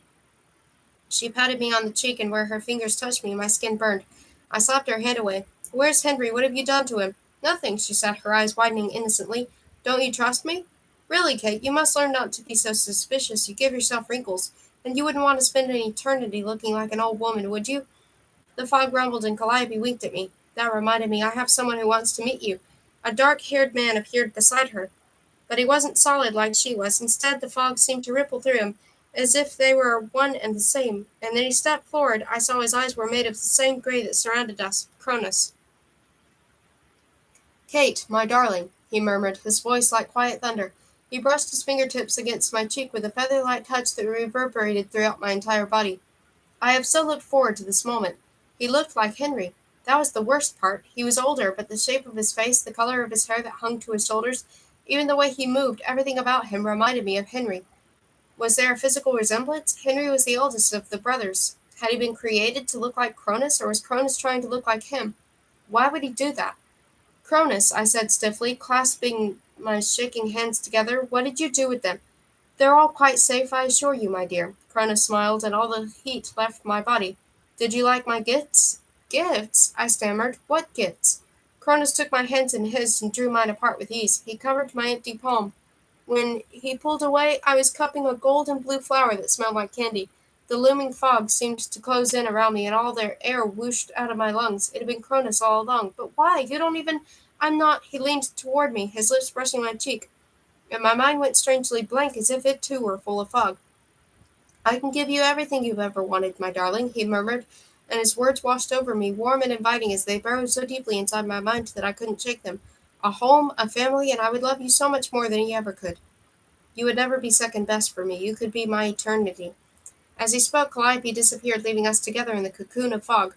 My eyes felt shut, and I swayed as my body screamed for me to get away from him. Some part of me didn't want to, though. He was telling the truth, of course he was. He would love me forever, and the way he said my name, the way he curled up inside of me. "Come with me, my dear," he whispered. "Give me your hand, and I will take you far away from here, some place as exquisite as you are, where you can see the sky, where you will never lack for love." I exhaled. It would be so simple, an eternity in the sun with someone who loved me. What more was there to life? My hand was half an inch from his when the wave of power pushed me back into the pew. Cronus growled and spun around to face an enemy I couldn't see, and I struggled to stand, but that same force held me down. A silhouette stepped toward us, and another wave of pure power ripped through the throne room. "I'm only going to warn you once, Cronus," said a voice dark and dangerous. "Get the hell away from my wife." I gasped like I was surfacing after spinning too long underwater, and the fog around me disappeared. Dazed, I doubled over, heaps twisting inside of me, as if I'd been punched in the gut. But it wasn't Cronus and the strange power he'd had over me. It was Calliope, and this time whatever she'd done had worked. "Henry," I choked, and he knelt beside me. "I'm sorry, Cronus, I didn't mean," and Calliope, she escaped. He gathered me up in his arms and gently sat me down on the pew. "Calm down, you did nothing wrong. How do you feel?" I stared at him in those eyes that shined like moonlight, and for one terrifying second I felt nothing. No love, no pain at the way Persephone consumed him. Just emptiness. And then it crashed through me, throwing everything off balance for the space of several heartbeats. How had Cronus done that? How had he made me not love Henry, if only for a few moments? I threw my arms around him and buried my face in his shoulder, hanging on for dear life. Once again it was Calliope, not Cronus. That was her power. That was what Henry had been so scared of. They'd worked together so Cronus could take me from him. It was the only explanation. "I love you," I babbled, inhaling his scent. He smelled of ash and blood. "I love you so much. I'm sorry, I didn't mean." "Everything's all right now. You're safe," he said, rubbing my back like Ava had minutes before. My stomach turned inside out. "Oh God, where's Ava?" Another cool hand touched the back of my neck. "Mom." "Ava's with Walter over there, sweetheart," she said, nodding toward a dark blur several rows down. Ava's shoulders shook, and Walter embraced her, whispering words I couldn't hear. Nicholas was captured. My head pounded, and it took everything I had not to be sick, all over the marble floor. "Is everyone else?" "We're alive," said another voice, James. Henry glanced up. "Did the trap hold?" "Yes, it's not perfect, but it'll buy us some time. What's going on?" "Calliope escaped with Cronus," said Henry. James muttered a curse and sat down heavily beside me. I didn't let go of Henry, but I did find James's hand and squeezed it. He gripped mine in return. "What now?" he said to Henry. "We wait. Are the others coming?" "Ella's injured," said James. "Theo and Sophia are tending to her. Everyone else is all right." I buried my face in Henry's shoulder and took several shaky breaths to calm myself. Cronus and Calliope were trapped. Henry and my mother and James were all right, and everything would be okay, except the part where Ava may have just lost her husband. We waited for the others to arrive, and they did one by one. Some of them were bloodied, and others walked away without a scratch. Persephone returned on Dylan's arm, looking no worse for wear, but Ella, she and Theo appeared together toward the edge of the circle. She was lying on the floor, trembling in the color of chalk, and the pool of blood spread around her, and I went numb.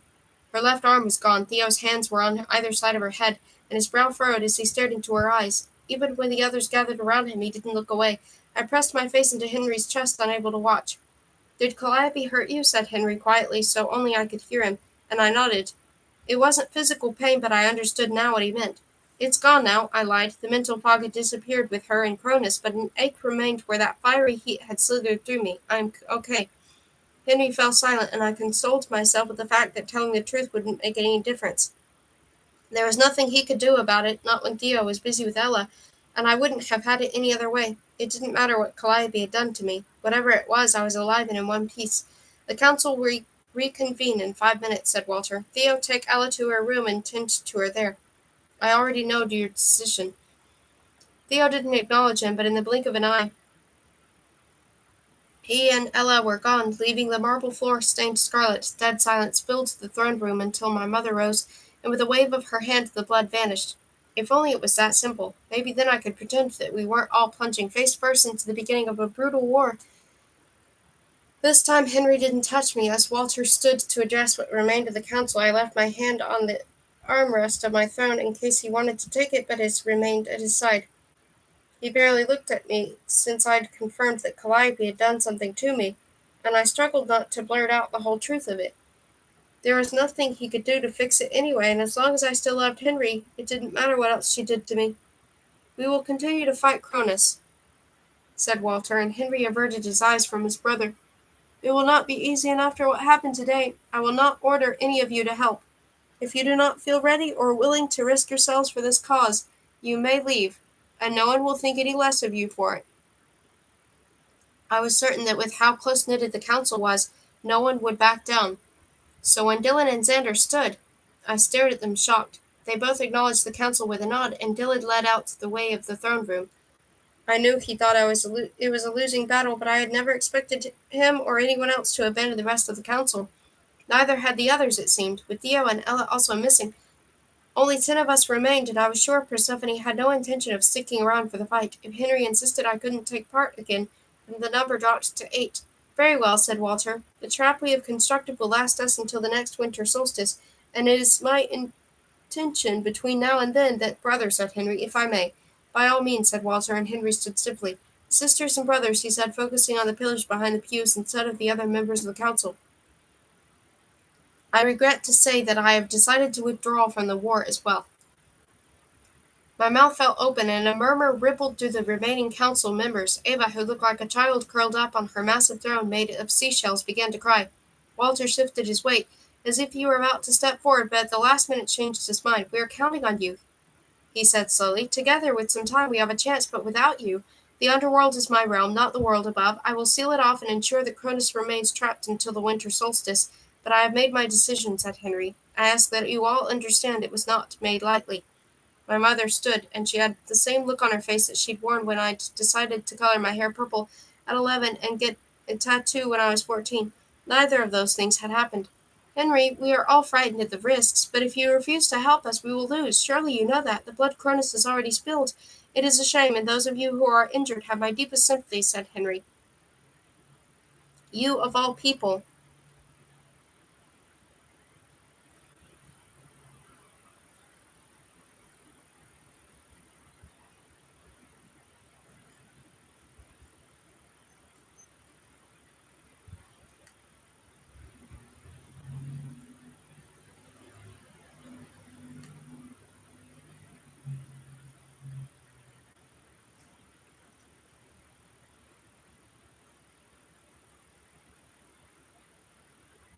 should understand why I am doing this. Diana Kate is Calliope's target, and you cannot deny that it is a miracle nothing happened to her today. I have already failed her twice, and I will not allow for a third time. I was on my feet before I realized what I was doing. The ache of my guilt and grief swiftly replaced my fury. Don't you dare use me as an excuse to abandon your family. Calliope will come after me whether you fight with them or not. I won't stand by and let you do nothing just so everyone can blame me when the council loses. No one would blame you, my dear, said Walter. Henry, without you, loss is inevitable. There is no one else capable of stopping Cronus, and if Calliope does not see the error of her ways within a year— I am sorry, said Henry. I will not change my mind. You are not an excuse, Kate. If I step aside and seal the underworld, no matter the outcome of the war, I will be able to keep you safe while continuing my duties and watching over the dead. Why can't you fight anyway? I said. Everyone's going to die if you don't. Everyone may die if I do, he said. I will not risk your life. We have already seen the lengths Calliope will go to destroy you, and with Cronus's interest in you, it is far too dangerous. Before I could sputter out a retort, Persephone stood. What about the other Titans? If Henry, what other Titans? I said, my heart pounding. Persephone gave me a look. Would you let me finish? If Henry doesn't want to help, then fine. There's obviously nothing any of us can say to change his mind. Her eyes flashed as she glared at Walter. Father said no one would be judged for backing out. And before you throw a fit, Kate, we aren't the only ones who can fight him. Not all the other Titans were imprisoned. If we're lucky, the ones who weren't might be willing to help us. The chances of the other Titans agreeing to fight on our side after we usurped them are infinitesimal, said Walter, his expression hardening. Nor would it be wise for us to risk giving Cronus allies. Isn't it worth a shot? Said Persephone. Rhea might help us, said James, who remained quiet up until now. I know where she is. We do not have time to court her, said Walter. We must prepare, and convincing her to go against her mate will undoubtedly take time. Then let me do it, I said, sounding much braver than I felt. I want to do something. Kate, said Henry, but I cut him off. Don't. You made your decision, and now let me make mine. If you're not going to participate, then we need to find someone else who will. Henry is right, said Walter. You have had no experience with the Titans before. You are new to this life, and one wrong word. Then send someone with me. We cannot spare anyone, said Walter tightly. If you wish to go, you can spare me. Ava spoke softly without conviction, but her voice rose above Walter's, and he paused. As they exchanged looks, something seemed to pass between them. Very well, said Walter, and hope fluttered within me. Finally, I wouldn't be useless. Even if Rhea didn't want to help, I would at least have the chance to try to make up for Henry withdrawing because of me. I couldn't sit around and not do anything when, no matter what anyone else said, I knew their loss would be my fault. A shadow passed over Henry, darkening the lines in his face until he was nearly unrecognizable. Kate, please, whatever concerns you have about taking blame for this, how do you think I would feel if you did this because I withdrew the worst happened to you? Something snapped inside of me. Of all the things he could use against me, this was the route he chose? That's the problem, Henry. I don't know how you feel about me. Everyone else seems to have an opinion about it, but the only person I want to hear from is you. You won't tell me, though, no matter how much I beg. All you do is risk the lives of everyone I love to keep me safe. How do you think that makes me feel?" For a moment he looked bewildered, but he quickly masked it with a neutral expression. "Before I met you, I was ready to fade. If something were to happen to you, my wishes have not changed." At first I thought I'd heard him wrong. He'd manipulated me before, the entire council had, but he'd never used his life against me. That was a line I thought he wouldn't dare cross. Apparently I'd been wrong. "Forgive me for not being worried," I said, my words dripping with sarcasm as every small step we'd taken in the past few weeks crumbled.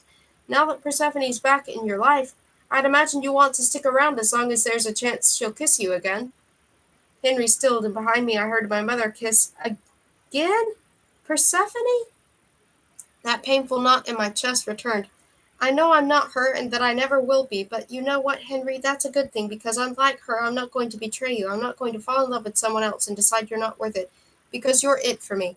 As long as you want me here, I'll stay. But no matter how much I love you, I will not let you manipulate me like this. It isn't fair to me. It isn't fair to this council. And you have to stop it before it destroys us completely. Be as miserable as you like. You want to make out with her, even though she doesn't love you? Even though you haven't so much as kissed me good night since I arrived? Fine. Avoid me for years. Avoid me for eons, but don't dare try to stop me from doing what little I can to help prevent the world from crumbling." While Henry stared at me, his mouth slightly open, I turned to Walter. Henry didn't get a say in what I did this time. "If you don't mind, I'm going to get ready. The sooner we have another Titan on our side, the better chance we have at winning." Walter nodded once, and I stepped from the platform and walked through the circles, focusing straight ahead. I wouldn't let any of them see me break down. No one followed me through the pillars and into the antechamber. Once I closed the door, I leaned against it and shut my eyes, struggling to calm my racing heart. I'd done the right thing. Henry had left me with no other choice, and even if he pulled away now, at least it would be in earnest, and not because he thought I didn't love him. The door behind me opened, and I stumbled. Persephone slid into the room and quickly shut the door, and in those few seconds I heard several members of the council shouting at one another. "Well, you certainly know how to make an exit," said Persephone wryly, but her smirk dropped. "I'm sorry for what you saw. I had no idea." As if me being oblivious would have made it any better. "It doesn't matter," I mumbled, all the fight draining out of me. "I know why you did it." "Do you?" She sat on one of the benches and gestured for me to join her. I perched on the other end, as far away from her as I could get. I know how he feels about me. It's never been any secret, and no matter how strongly I discouraged him, it kept growing stronger. That was one of the reasons I decided to give up my immortality," she added, "because I knew eventually it would get to the point where he wouldn't be able to take it any more, and I'd hurt him enough as it was." As pretty a story as it was, I didn't believe her. Persephone was nothing if not selfish, maybe not as much as I'd initially thought, but I'd seen enough to know that my first impressions weren't completely wrong. "You're doing the right thing," she said, echoing my self-assurances. "I understand why Henry's withdrawing from the fight, but he's doing it for the wrong reasons." "You mean trying to keep me alive isn't a good enough reason?" "Yes, that's exactly what I mean," she said, and I grimaced. There was no point in arguing, though. She was right. Like it or not, you're just one person. Cronus will rip the entire world apart if he escapes the island. "You don't think I know that?" I snapped. "If I could hand myself over and stop this entire thing, I would, but I can't because Calliope wants them all dead now. I don't need you rubbing my nose in it." Persephone sighed. "Sorry, seems I can't say anything right, can I?" That could easily be solved if she stopped treating me like I didn't know anything. I didn't, but there was no reason for her to be so offensive about it. "Anyway," said Persephone, after a few seconds passed in silence, "that's what I wanted to make sure of, that you knew why I kissed him. I'm sorry." I stared at my hands. I would have rather chewed off my thumbs than have this conversation. "I'm not mad at you for kissing him. I'm mad at Henry for wanting it." "You knew before it happened that he would," she said. "So did I, but you know what? He didn't enjoy it." I gave her a wary look. "What do you mean?" "So you didn't hear that part after all?" she said with a trace of smugness. "I thought so. You would have freaked out if you had." I scowled.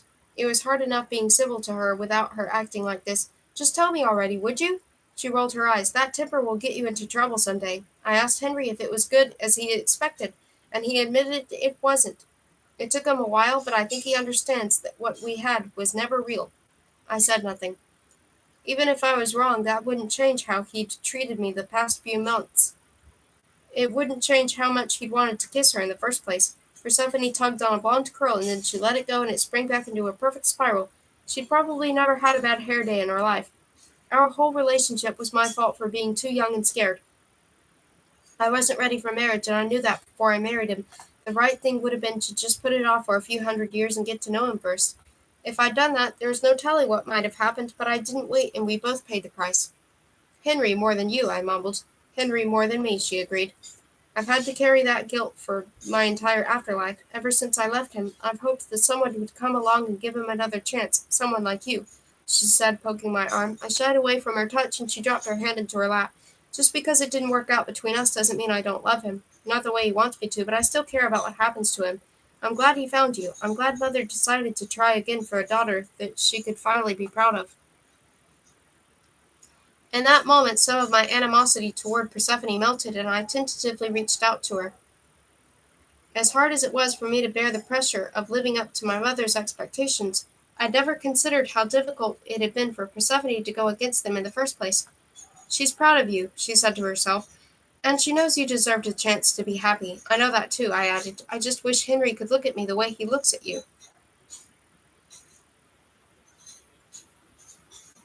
Persephone wrapped her fingers around mine. You should be glad he doesn't. When he looks at me, he hurts. When he sees you, she smiled faintly, he has hope. And I'm not surprised you don't notice it. It took me a while to read him, too. I spent thousands of years with him, though, and I know that look. I saw it the day we got married. You don't forget the first time someone looks at you like that. I bit my lip. I wanted to believe her badly. She did know Henry. She gained nothing by lying to me, and it was any chance she was being honest I had to take it. How do I do this? How do I get him to love me? Just be you. Persephone parted my hand and stood. It won't take him long to see what he has. I'm going to go. All right, I pushed my hair behind in my ears. I'll probably see you before I leave. You won't, she smiled briefly, and in that moment she looked so much like our mother that I did a double take. I'm leaving as soon as the meeting's over. I've stayed here long enough, and as fun as it's been battling Cronus, I miss Adonis. I'll be back if they need me, she added. Until then, I'm going home. Oh, relief washed over me, followed immediately by guilt. As terrible as things had been in the beginning, and as much as I wanted to hate her for what she'd done with Henry, she was trying. And she was still my sister. Thank you for everything. Any time, she set her hand on the door, but before she opened it, she hesitated. You can come visit me if you want. I'd like that. I've never had a real sister before, and it'd be nice to get to know you. As much as I love Adonis, sometimes he can be a bit monotonous. I managed a small smile. Somehow that didn't surprise me. I'd like that, too. I'm sorry I barged in on you and disrupted your afterlife like that. I'm not. She winked and disappeared back into the throne room. The door swung shut, muffling the council's bickering once more. I still wasn't sure how I felt about Persephone, but at least now we would have the chance to get to know each other on our own terms, if I survived.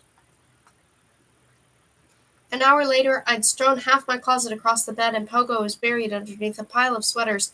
I didn't know where Avo and I would be going, so I had to prepare for any possibility.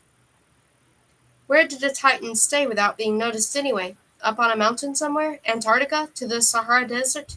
Either way, the possibilities were endless and not very promising, which meant that I had to be ready for anything.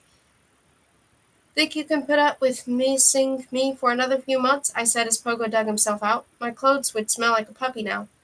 But I didn't care. It would be a nice reminder of him when I was lonely. He let out a soft yip, and I grinned in spite of myself.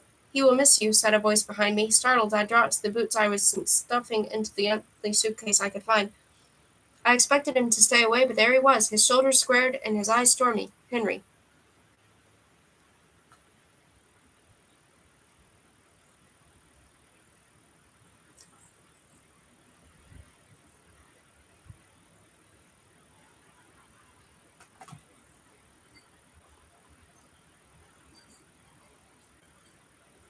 Chapter 18. Rocked. My mouth went dry, and I picked up the boots and tossed them on the bed. I'd been so convinced that he wouldn't want anything else to do with me that I hadn't bothered to think what to say. I had no real reason to apologize, except for maybe calling him out in front of everyone, but that was the only part I regretted. I'm sorry about the mess, I was just packing. Yes, I see that. He waved a hand, and my already overstuffed suitcase seemed empty. When I opened my mouth to protest, I saw that he hadn't made anything finish. The suitcase had only gotten deeper. Is this a bad time? The last thing I wanted was to fight with him. But I couldn't very well leave the underworld before finishing this one way or another. I have a few minutes, I said, folding a pair of jeans. What was all that arguing about? The corner of Henry's mouth twitched with annoyance. What you might expect. Diana was not pleased with me, and neither was Walter. I suspect that despite our earlier discussion, you are not either. I considered lying, but it wouldn't do any good. No, I'm not, I said. We never figured it out, but I don't want to be the person who tries to force you to feel something you don't. I mean what I said. I won't leave you unless you don't want me here any more. I wish for you to stay, yet here you are packing 3 months early, he said quietly, and I stopped. You know why, I mumbled. I'll be back as soon as I find Rhea. For how long? I gently extracted the boot I'd dropped from Pogo's mouth. As long as you'll have me. That will be a very long time. I exhaled and smiled, feeling as if a weight were lifted off my chest. Good. He stepped toward me and touched my cheek. I enjoy seeing you smile. It means I have done something right. I am afraid that sometimes I cannot tell. It's okay. I tilted my head into his hand. He cupped my face and brushed his thumb against my jaw. Persephone told me that you said it wasn't as good as you expected. When she kissed you, I mean. Something flickered behind his eyes, but it was gone so fast I couldn't tell what it was. No, it was not. I find little joy in showing affection to someone who does not return it. Yeah, me too. I covered his hand with mine and pressed my lips against his palm. It hurts being the one who loves more. Henry stepped closer, so our bodies were only inches apart. Despite the warmth that radiated from him, I shivered. If I had been unchained, I would have ripped Calliope to pieces in the cavern. Had Walter allowed me, I would have done it the moment I had her alone in the palace. I snored softly. Is that supposed to be romantic? It is supposed to be the truth. He stared at me, and my breath caught in my throat. If I were a better man, I would be able to show you the love and affection you deserve. As I am not, I can only offer you what I am capable of giving, but I assure you, just because I do not show it does not mean I do not feel it. It was exactly what everyone had been trying to tell me since September, but hearing the words come from Henry finally made me believe them. I think I am getting that, I said thickly. I don't want you to be anyone you aren't. Then trust me when I say there is no one else I would rather be with. He ran his fingers through my hair and tickled my neck with the ends. Not even Persephone. She was my past, and I was never her future. There was a time when I fought for her, but fighting for someone is meaningless if they are not happy with you. Am I doing the right thing, then? I said, fighting for you. He circled his arms around my waist when he was so close that I couldn't feel his breath against my cheek. No, he said, and the word made my stomach contract. But before I could panic, he continued, his voice smooth and meant only for me. You never had to fight for me to begin with. I am yours and have been for the moment I saw you.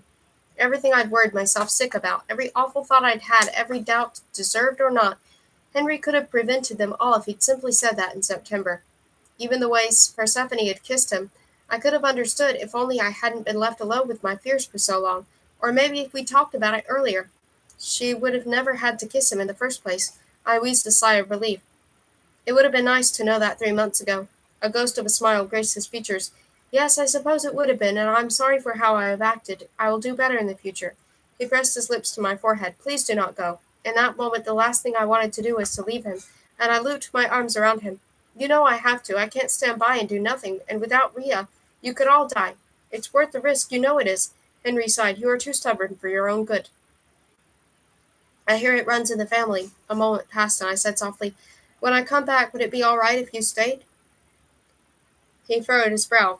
Why would it not? I would do anything to make you not go. But that doesn't mean I will not welcome you back when you return. No, I mean I hesitated. Our deal. Do I have to leave every spring, or can I stay down here with you? He stilled, at last understanding. I held my breath as I waited for his answer, and he pulled away enough to look at me, his eyes searching mine. He couldn't find the lie he was looking for, though. You want to stay here all year? With me? With you, as your wife. As my wife, he echoed, his gaze growing distant. I bit my lip. Is that all right? Staying here all year wouldn't be breaking any rules or anything, would it? I am the one who makes the rules. If you wish to stay, then you may. He cupped my neck, his palm warm against my bare skin. I would be very grateful if you did, but I do not want you to, unless you are certain it is what you want. You wouldn't have the opportunity to visit the surface whenever you wished, but it is dreary down here. He hesitated, as if he didn't know he should bring it up or not.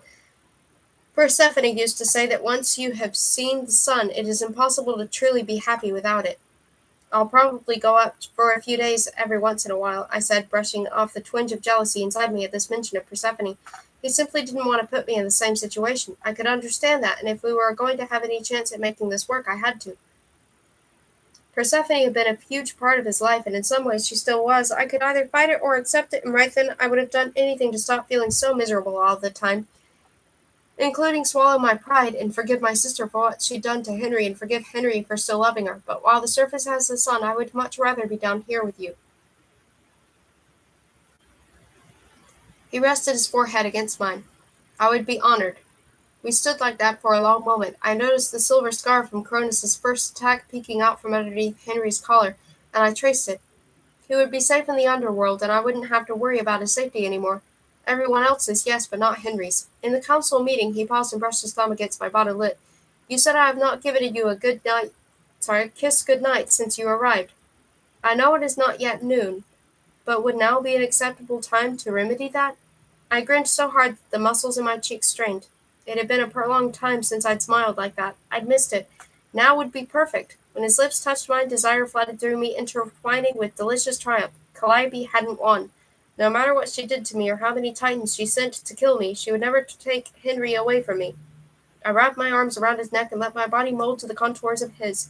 There was no substitute for the warmth that filled me, no amount of holding me at night to make up for the lack of this between us. It was perfect. Henry, with all of his imperfections, and me with mine, together we were just right. He eased me onto the mattress and brushed my piles of clothing aside to make room for both of us. At the foot of the bed, Pogo let out an annoyed squeak and jumped onto the floor. I would give him a nice long belly rub later, because right now, short of Cronus appearing in the bedroom, nothing was going to pull me away from Henry.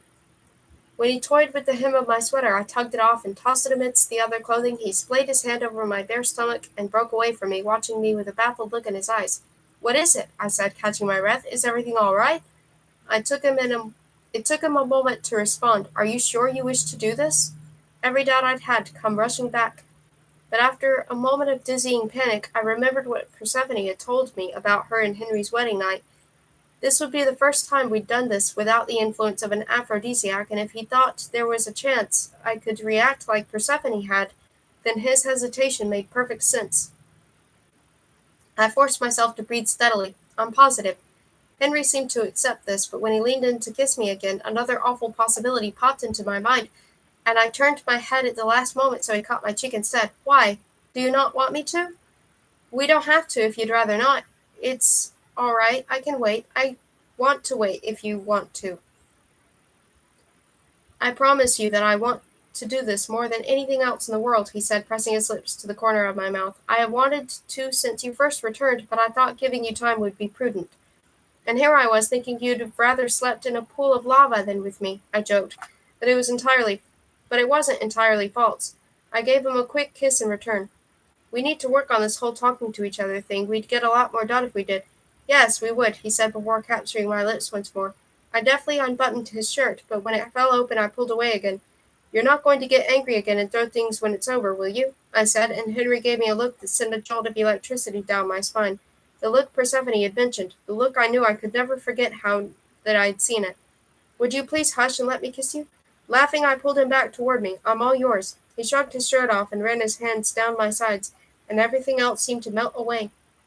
He was the only thing I could see, and the only thing I could feel, and I wouldn't have had it any other way. For the first time since I'd arrived in the underworld, I was home. Henry and I spent the rest of the day and night in bed together, talking and laughing and knocking boots, as Ava had so delicately called it. In between, we slept, curled together, and my head on his chest and his arm around me, the same position we'd slept in during my time in Eden Manor. It was familiar and comforting, and with so much uncertainty lying ahead of us, I needed that badly. In the middle of the night, I woke up to him hovering over me, watching me. Caught between sleeping and consciousness, I ran my hand down his chest, stripping my finger to his navel. "Is everything all right?" "Perfect." A glowing ball of light appeared near the top of the canopy bed. I was simply thinking about the future. "What about it?" I said. "If you're going to try to talk me into not going after Rhea, you can forget it. Always jumping to conclusions." He chuckled and kissed me, and I obediently shut up. "I meant what it would be like to have you here all year. I have never had anyone spend that much time in the underworld with me before." "I want to," I whispered. "You're my family now." I expected him to kiss me again, but instead he pulled away. In the low light I thought I saw him studying me, but my vision was blurry from sleep and I couldn't be sure. "Do you still want to be my queen?" "Of course," I said, confused. "I thought that was implied with the whole being your wife thing. You do not have to take on the duties of the queen of the underworld now if you feel you are not ready," said Henry. "You are my wife no matter what role you play in the work I do." I didn't answer right away. I couldn't control the power I had so far. Whatever other ones came along with ruling the underworld, there was no guarantee I would be able to control those either. Do you think I can do it? Yes, said Henry unequivocally. You may not understand everything right away, but in time I have no doubt you will be the best partner I could ask for. You have a rare gift. Falling all over myself and screwing up every choice I make, I said wryly, and he pressed his finger to my lips. Not every choice, he teased, and his expression grew somber. I wish you could see yourself the way I see you. You have the extraordinary ability to bring people together when they want nothing more than to walk away and never come back. You see the simplest solutions when we often see only the complications, and you have hope in the most impossible situations. But most of all, you understand people. When you see someone, you do not see their actions, despite how you may feel about them, and you see their motivations and have the compassion to understand them. That is how I know you will be a great queen. Not even I have that self-control. I wasn't so sure he was right about all of that, but the sincerity in his voice stopped my objections cold. It didn't matter whether or not his vision of me was biased, no matter what was that he believed me. I traced an invisible pattern on the hollow of his collarbone. The smartest thing to do would have been to wait. Wait until the end of the war, until I could close my eyes and see any place and anyone I wanted. Wait until I finally understood what it was like to live, let alone die. But as Henry watched me with those eyes the color of moonlight shining in the dim light floating above us, I knew my answer. I'd put my life on hold while waiting for my mother to die. I wasn't going to wait anymore. I couldn't dash Henry's hopes just because I wasn't 100% sure I could do this. Henry was, and that meant more to me than I could ever express. Yes, I said without a hint of uncertainty. I want to be your queen, whenever you're able to do the ceremony, as soon as I return, if you like. Henry took my hands in his, and a glowing yellow light appeared between them, ethereal and warm against my skin. I do not see a reason to wait. My eyes widened, and I didn't give myself the chance to second guess it. This was what I wanted. I'd prepared for this since the moment Henry had found me in the river beside Ava's dead body, and Henry was right. There was no reason to wait. Neither do I. He smiled, and that was all I needed to know I was making the right choice. As my wife, you have consented to take up the responsibilities of Queen of the Underworld, he said, the same words he'd said exactly 3 months earlier. You shall rule fairly and without bias over the souls of those who have departed to the world above, and from autumnal equinox to spring of every year hence, you shall devote yourself to the task of guiding those who are lost and protecting all from harm beyond their eternal lives.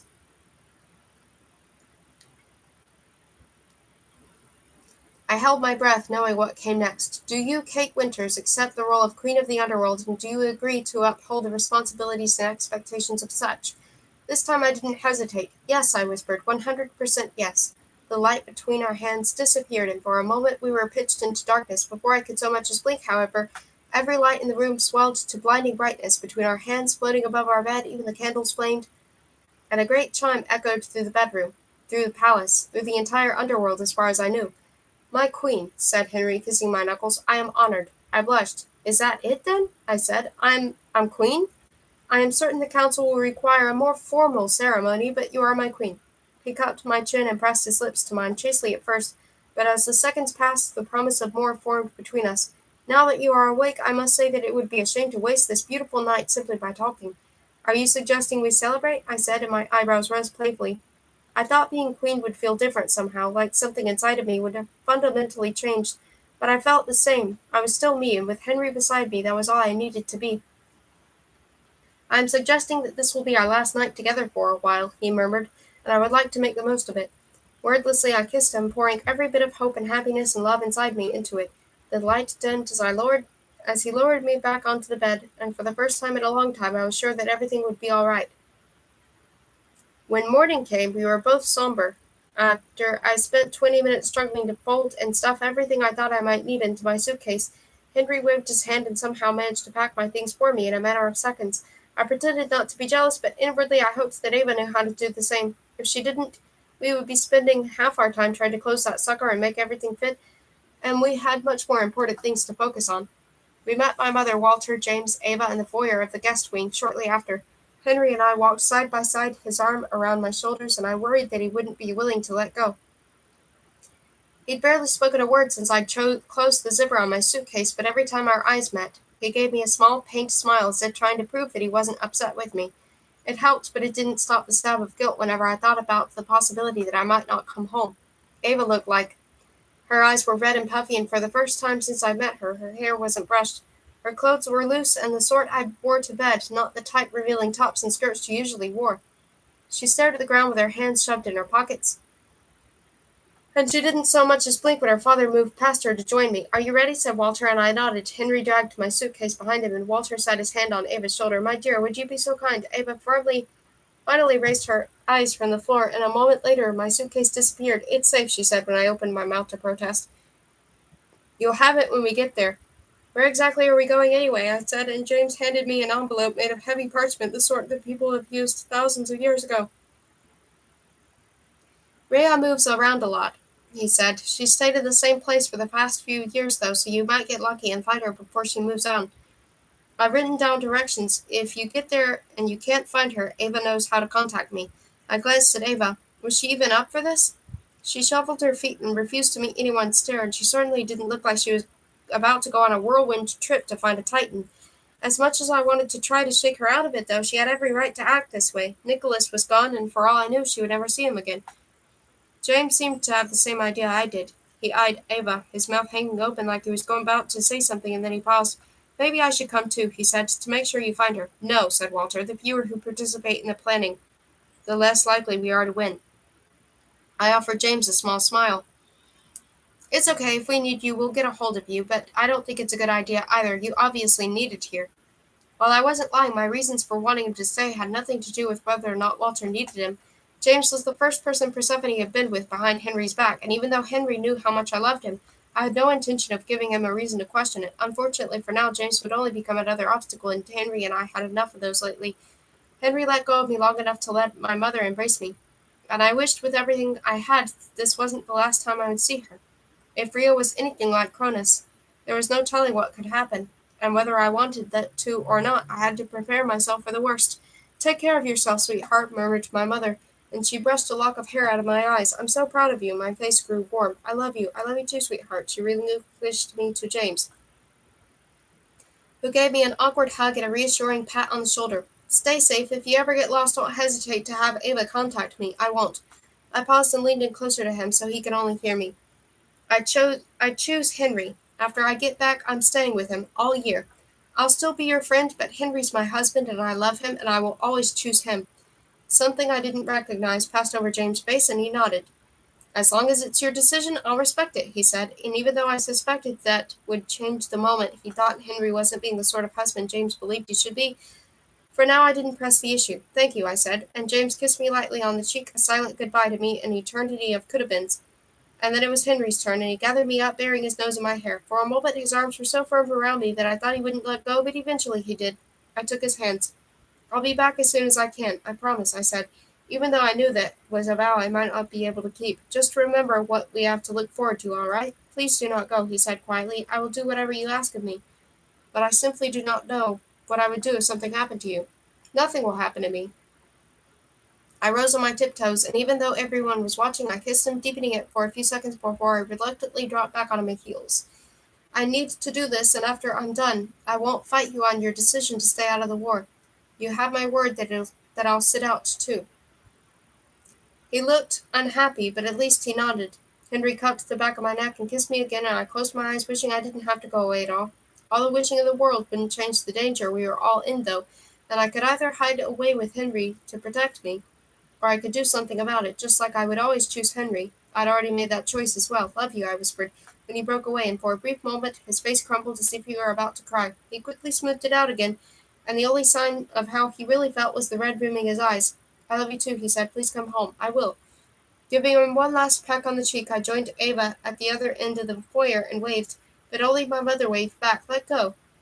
"So let's go," I said to Ava, linking her arm in mine. She wordlessly opened the door, and without looking back, we walked through the garden of jewels toward the portal that would return us to Eden. The journey up the portal and through the rock was as jarring as it had been when James had first let me down. I kept my eyes firmly shut and held on to Ava as tightly as I dared, but no amount of pretending I was elsewhere would keep the nausea at bay. At least we stopped moving. I opened my eyes. The foyer of Eden Manor surrounded us, and I let out a sigh of relief. That wasn't something I wanted to do often, and avoiding the portal alone might very well have convinced me to stay in the underworld with Henry. Outside, it was the dead of the winter. Snow fell in thick clumps, clinging to the trees that lined the pathway toward the gate, and I raised my face toward the sky, sticking my tongue out in hopes of catching a flake. "I've missed the snow," I said. "Why wasn't anyone's ideas of a perfect afterlife full of snow? What's so special about warm weather, anyway?" I'd meant it as a joke, but Ava stopped cold, her grip on my elbow like a vice. "Wait." "What?" I said. "Ava, we have to go." She shook her head. "No, not yet. We should get Henry or James or—" I pried her hand off me. "I know you're upset about Nicholas, but the sooner we find Rita, the sooner we'll be able to rescue him. We can't do that if we keep going back to say goodbye." "It isn't that," Ava swallowed, but I was already on my way over the hill. Kate stopped. She hurried after me, and I quickened my stride. Whatever was bothering her could wait until we were on the plain to wherever James' note specified. Ava caught up with me a few feet from the gate, and she grabbed my arm again. "Kate, please, you don't understand." "Hello, Kate." Calliope stepped into the dirt road that ran parallel to the gate. A devilish smile twisted across her lips. I froze. It couldn't be. Icy fear washed over me, erasing everything else that I'd felt that morning. I was going to die. Calliope was going to murder me and string my body across the gates of Eden for Henry to find when he came looking for me. "You can't," said Ava desperately. "Calliope, please, you don't understand." "Of course I understand." The gate swung open, and Calliope crooked finger toward us. I dug my heels into the ground, but an invisible force dragged me toward her, past the boundary of Eden Manor. Ava tugged on my arm, trying in vain to stop me. "You did well," said Calliope to Ava. "Your husband will be proud to know his wife is willing to go to such lengths to ensure his safety, and you shall reap the rewards of his loyalty you have shown me." My mouth dropped open. Ava's eyes filled with tears, and she tried to take my hand, but I pulled it back. "You knew she'd be waiting?" "I'm sorry," she whispered. "Oh, so sorry, Kate. I didn't know." "Of course you knew," said Calliope, with a dismissive wave of her hand, and the gate clanged shut. "Don't pretend you had nothing to do with this, Ava. Lying is very unattractive." "Why would you do this to me?" I said to Ava, stunned. "Why would you do this to Henry and the rest of the council?" Ava sobbed. "Calliope, you can't. Please, I'll do anything. You can't. She's pregnant." "Pregnant?" I blinked. "Who? Calliope?" Both of them looked at me. Ava's face is a mess of guilt and despair, and Calliope's shining with satisfaction. All the air left my lungs. "Me." Ava meant me. I struggled against the force that held me down. I needed to go back to safety in the underworld and Henry, but my feet were rooted to the ground. "Yes, I know," said Calliope. "You played your part admirably, Ava." I looked back and forth between them, so dizzy I could hardly see straight. "I don't understand. How could you possibly— Ava, what did you do?" "Nothing," she cried. "I swear, Kate, I didn't do anything. She wanted me to make you two sleep together, but I didn't, I promise." My heart pounded. No, Ava hadn't had anything to do with the day before. I was sure of it. It wasn't like the aphrodisiac Calliope had given us in Eden. Ava had known, though. She'd known, and she hadn't done a thing to stop it. "I couldn't tell you were pregnant until you got up here," said Ava. "I'm so sorry. I would have never—" "But I'm not," I said, bewildered. "I can't be. We only just—" "All you had to do was sleep with Henry," said Calliope. "I did the rest." She twitched her finger, and I fell to my knees in the snow. The thing she'd done to me, I realized, horrified. The goddess of marriage and women, and fertility. This had been her plan all along. "I told you that I would take from you what you loved the most," said Calliope, and a large black rock appeared in her hand. It was the same kind of rock that had been in the cavern, and fog swirled inside it. She giggled. "What, did you think I meant Henry?" A wave of nausea swept over me. "Please," I whispered. Her eyes narrowed, and I knew it was hopeless. "You did this to yourself," she said, "and your child. Payback's isn't it?" With that, she cracked the stone against the back of my head, and my world went black. And then, Guide to the Gods. Zeus is Walter. Hera is Calliope. Poseidon, Philip, Demeter, Diana. Hades, Henry, Hestia, Sophia. Ares, Dylan, Aphrodite, Ava. Hermes, James, Athena, Irene. Apollo, Theo, Artemis, Ella. Hephaestus, Nicholas, Dionysius, Xander. And that's the end of Goddess Interrupted. And the next one is the Goddess Inheritance, which I'll read later. Okay, so I'm just going to go ahead and turn off the nook. Thank you for listening.